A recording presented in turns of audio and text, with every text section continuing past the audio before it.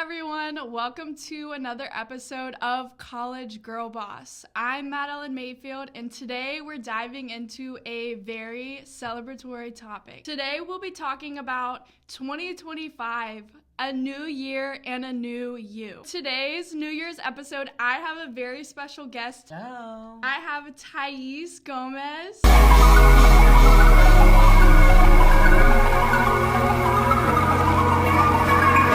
Hi everyone, I'm Thais. I am from Brazil. I'm finishing up my master's. I'm graduating in 3 more days.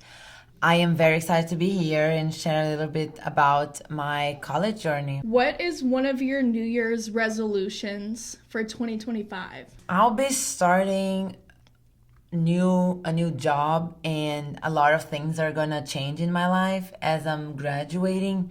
So one of my goals is to trust the process and whatever challenge that comes at me, that I'm mindful that everything is part of a bigger plan. Okay, so your New Year's resolution is to trust the process. Yes. Oh, I love that. I think my 2025 New Year's resolution is to get myself in shape. I want to be happy with the way I look, and I want to be really healthy. So that's what I'm going to focus on, just the health aspect. And I think that it's very actionable. It's very doable. I know everyone's heard the phrase, new year, new me, and then 3 months into your New Year's resolution, it just plateaus. And I think that it's really important that you reflect and you plan out how you're going to achieve these resolutions. Because without a plan, you're going to get to that 3rd month, that 2nd month, and you're going to say, oh, this is just so hard. And we're here to help you incorporate that into your schedule and into your busy lives. It's a good way to reflect on what you've done and what you can do better. Knowledge everything, all the challenges you've overcame, and then plan new things for what's coming. Do you feel like you're at that point where you're like, I don't know what to expect next, but I'm ready? I'm ready to experience the next chapter? Yes, I am very ready, and I do know, like right now, there's a lot of uncertainty in my life, but that's why one of my biggest goals is to trust the process, because I know like within a month, many things are gonna change, but I'm ready for that. With self-reflection, you have to take that deep dive into yourself. How do you self-reflect in order to get to your goals? This year is the first year that I'm using a passion planner. So it's a planner, like journal for the whole year. So I started actually December of last year. And it does map out your goals for within months, a year, 2 years, 5 years, and a lifetime. And then you break those goals into steps. That way you are not discouraged, and you can keep track of what you're doing. So what I do, I journal in that planner. I think what you said about the 5-year, 10-year plan, it's so important to plan, because a lot of times we have these huge goals. And you have to really map out those steps. If you want to get to that level in your career, and you don't have the skills yet, okay, so you need to break it down. I need to get better at this. I need to find a way to incorporate this into what I'm already doing, and then work really hard to achieve that goal. So figure out what you want to improve on the most, and map out those steps of how you're going to get there in order to get to your goal. Take those steps and turn them into a realistic goal. And with goal setting, it's important to set them very intentionally. So it needs to be very strategic. So what are some of the steps you're doing right now to get to your goal of getting a job? How are you working towards that? Well, I like what you mentioned about asking yourself, like, how? Like, if you have this goal, how am I doing it? And then having a list of how to get there. I know everyone has heard of SMART goals, where it's specific, measurable, achievable, timely, realistic. Yes, that's going to give you the most success. You can get very discouraged once you are not meeting those steps that you planned on meeting. Yeah. So if you, even if they're baby steps, take smaller steps, at least you are growing, at least you are advancing towards your goal. And another thing that I learned as a student athlete is not to compare yourself with the person next to you. Compare yourself with the Thais from yesterday, the Thais from last year. And if there is an improvement, that's great. That's what we want. Yeah, baby steps is so important. That was something that I personally struggled with.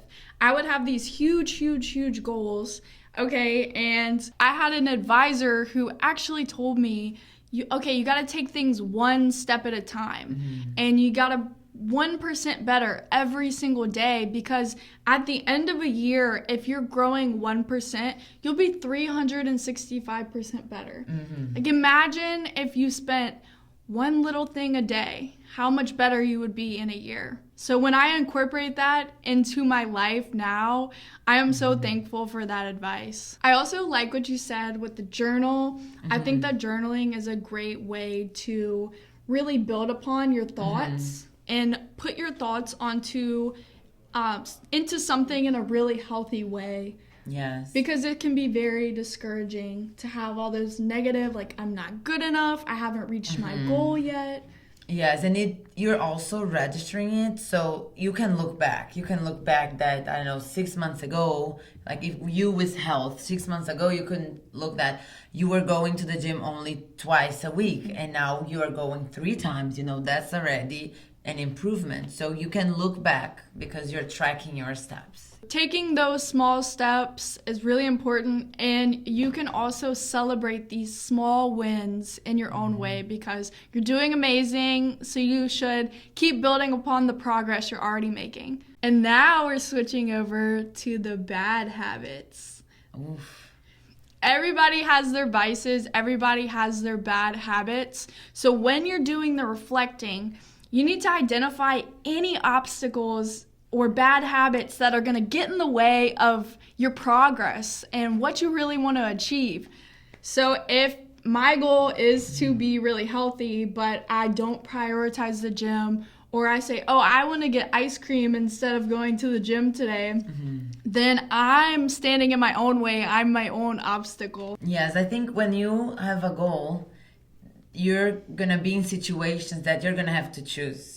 And one path is going to take you closer to your goal, and one path is going to take you farther away from your goal.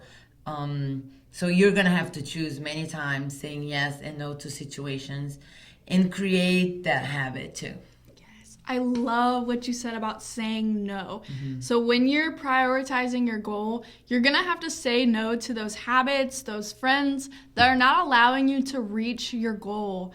Because if you say yes to everything, you'll be stretched so thin, and you also won't be able to work towards it. Especially if you want to make that new you stick. Changing your habits is not easy, and that's something that I want to talk about. So how do you stay consistent in building new habits, and how do you kind of break and change your bad habits? Thinking about your why. Why am I doing this? Because when you're creating a new goal, it's hard. Like, creating new goals, it takes time. You really have to get into a routine. And once you see that you are improving, once you see a difference in your body and a difference in how you're feeling, for example, with you, and as an example with the health goal, then you get more encouraged, and you really want to continue doing that. Also important to note, when you do see the physical or the mental change, then you become more driven because you've seen results. Yes. So a lot of times with hobbies, when people can see results like cooking or gardening, you can see the tangible rewards.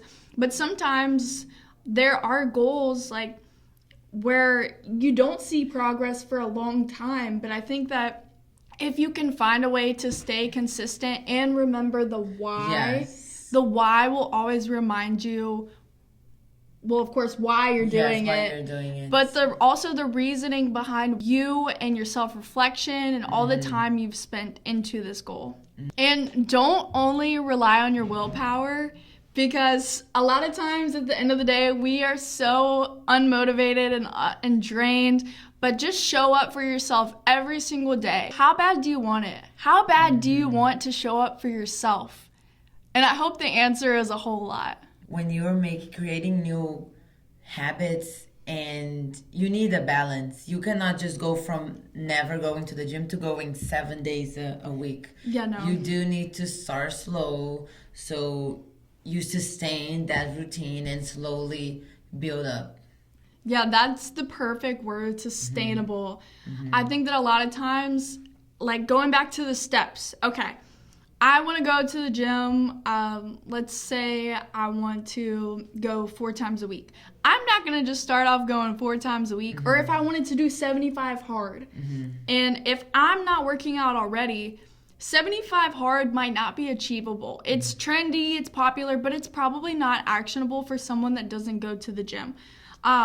As someone that like moderately works out, I feel like it would be hard. I mean, it's a 75 hard, but so I'm going to take these steps to just each week maybe add something else to my routine, maybe like substitute something. Yes, I like that. And take it slow. And even if sometimes, if you just, for example, if you just added something to your routine, stay for 3-4 weeks doing that same thing, which is still new to you, you know, and then you go, when you are comfortable, then you do one more step.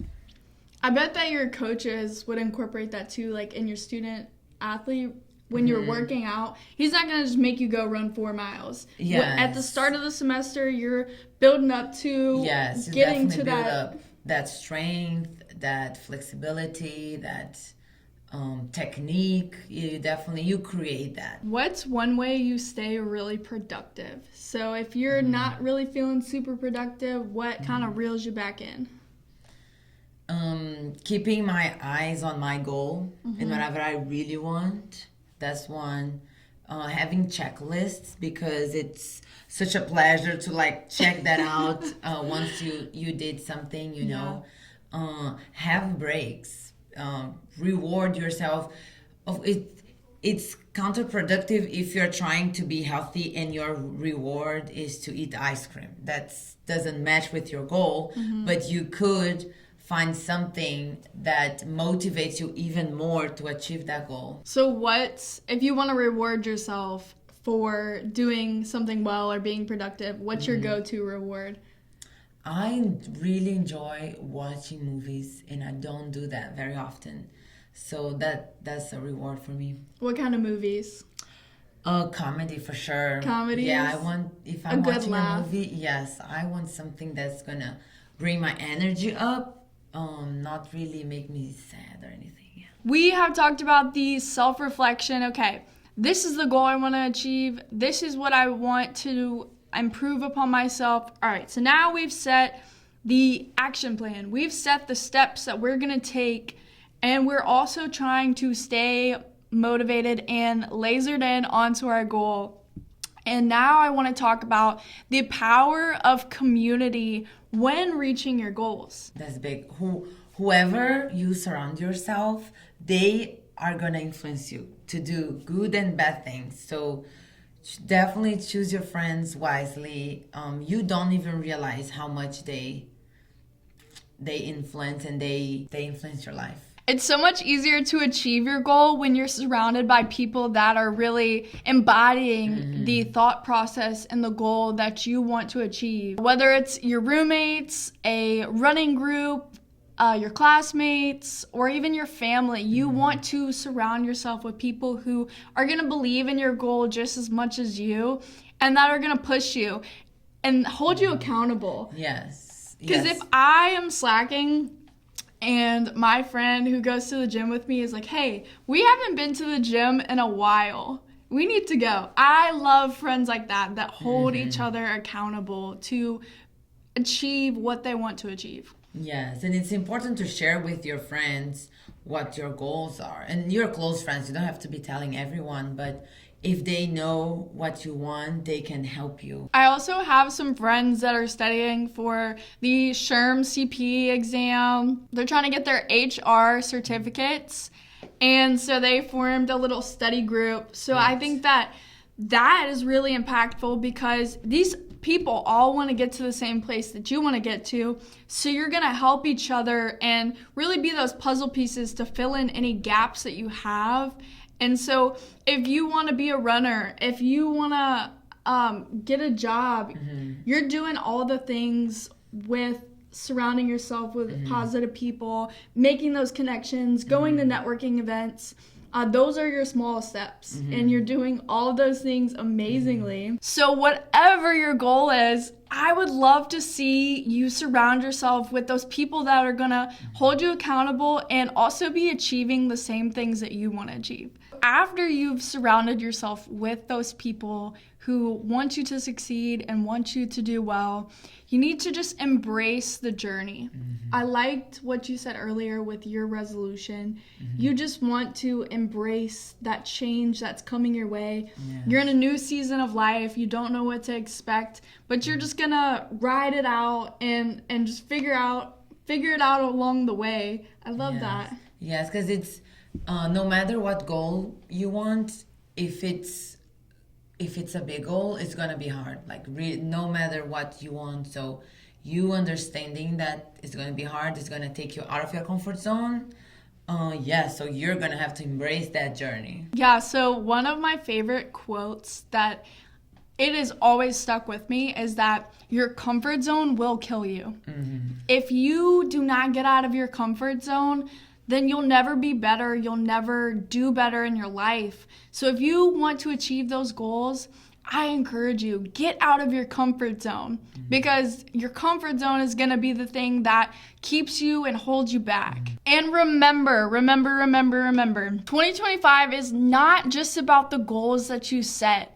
It is all about the journey that you're going to embark on. There's gonna be good, there's gonna be bad, and there's gonna be ugly. But guess what? That is a part of life that you have to accept and love, because you're here right now and you're going through these things. And at the end of 2025, you'll figure out all the things that you've improved on and how much better you've done for yourself. And that should be something you're proud of. It's all about who you are in the process. So I encourage you, get out your comfort zone and focus on the process. Thais. Yes. Do you have any final thoughts you want to leave with our viewers? Yes, I just wanted to encourage everyone to take a moment and write down their goals. And then for each, don't write too many, choose 3, and let's plan smart goals. And then for each goal, set steps. And those steps, no matter how small they are gonna make you closer to that goal. Absolutely. Write down 3 goals today and the steps of how you're going to achieve them. And if you can stay consistent and lasered in on your goals, I promise you're going to do amazing. And you'll see the physical and mental growth in yourself. And as we wrap up this episode, embrace the journey and all of the wonderful things that are going to come your way. If you found today's video inspiring or helpful, please give it a thumbs up, so I know to add more encouraging videos like this to my channel. As we go into 2025, I know we are gonna crush our goals, and I'm right here cheering for you. So if you have anything you wanna see on this channel, leave a comment or message me on my LinkedIn. I would love to hear any feedback you have for the podcast. Podcast episodes will be released on YouTube every Wednesday, and I want to say thank you to my wonderful guest. You're so welcome. I enjoyed it. As always, girl bosses, I'm so excited to start this journey with you.